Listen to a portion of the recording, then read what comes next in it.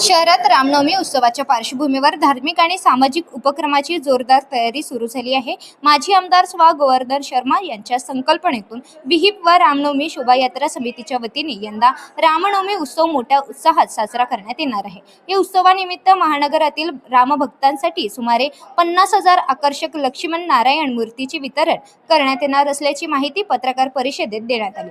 रामनवमी उत्सवाची सुरुवात 18 मार्च रोजी सायंकाळी 4 वाजता भक्तिमय सांस्कृतिक कार्यक्रम गजर गजाननाचा या कार्यक्रमाने होणार असून यात कथक नृत्य, भक्तिगीताचे सादरीकरण तसेच उल्लेखनीय सेवा देणाऱ्या 5 मंडळाचा सत्कार करण्यात येणार आहे। यानंतर उत्सवाच्या 9 दिवसात शहरात विविध धार्मिक कार्यक्रमाचे आयोजन करण्यात आले आहे।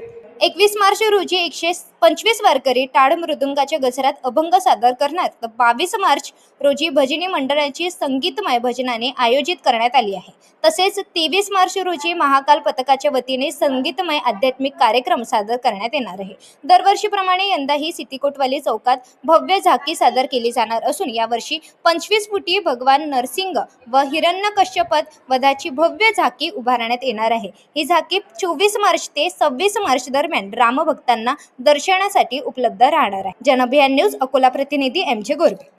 जय श्री राम।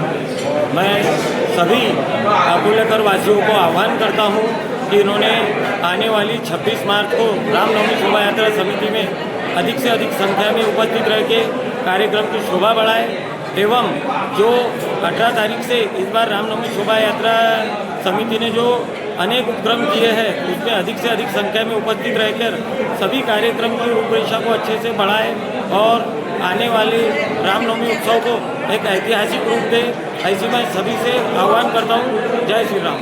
सभी को जय श्री राम। हर वर्ष की तरह इस वर्ष भी रामनवमी हम सभी को धूमधाम से मनानी है और एक अकोला में जो एक वातावरण बनता है उसका एक संदेश पॉजिटिव हर तरफ जाना चाहिए कि अकोला में रामनवमी और ईद साथ में भी आई तो खूब उत्साह से मनाई जाती है। और आपके माध्यम से सभी को आह्वान करूंगा कि हर वर्ष की तरह ज़्यादा से ज़्यादा संख्या में यहाँ उपस्थित रहे, अपना सहभाग्य दिखाए।